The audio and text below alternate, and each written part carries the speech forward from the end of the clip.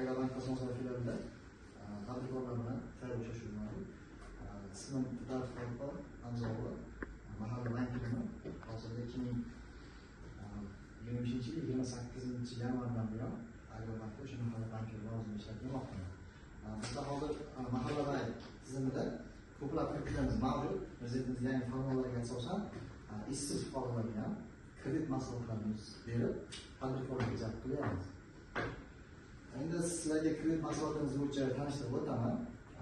Birinchisi o'sha biznesga birinchi qadam, ya'ni biznes boshlamoqchi bo'lgan. Bizda bilasiz, ko'proq ayollar ko'p, ishsiz, uyda o'tiradigan ayollar bor.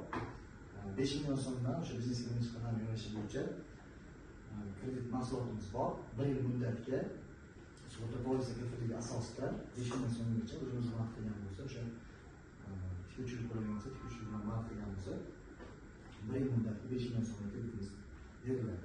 Uni foiz stavkalari ayollar uchun 23%dan, imtiyozli ravishda, erkaklar uchun 25%dan ajratiladi. Bundan tashqari ikkinchi paketimiz bor. Biznesga ko'mak yo'nalishi bo'yicha bu 5 million so'mdan yuqori bilan 12 million so'mgacha oralig'idagi kredit hisoblanadi.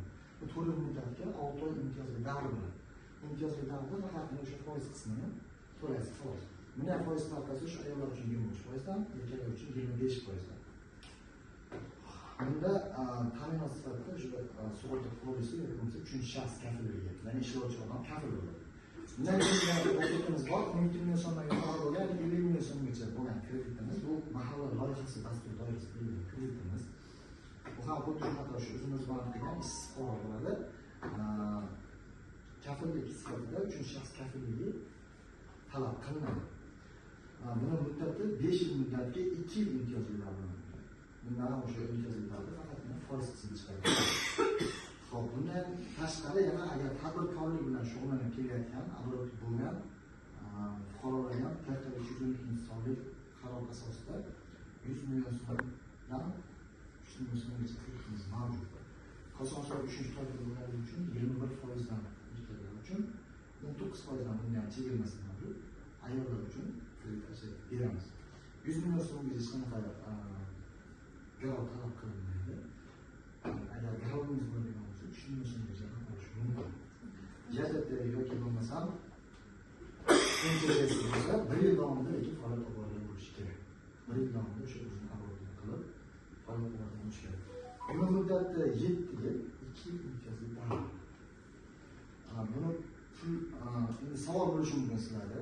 Bu qanday holatda taqdim qilinadi kredit olgandan keyin? Boshda aytib o'tgan kreditlarim biznesga birinchi qadam, biznesga mahalla loyihasidagilar, bular to'g'ridan-to'g'ri plastik kartochka tashlab beriladi.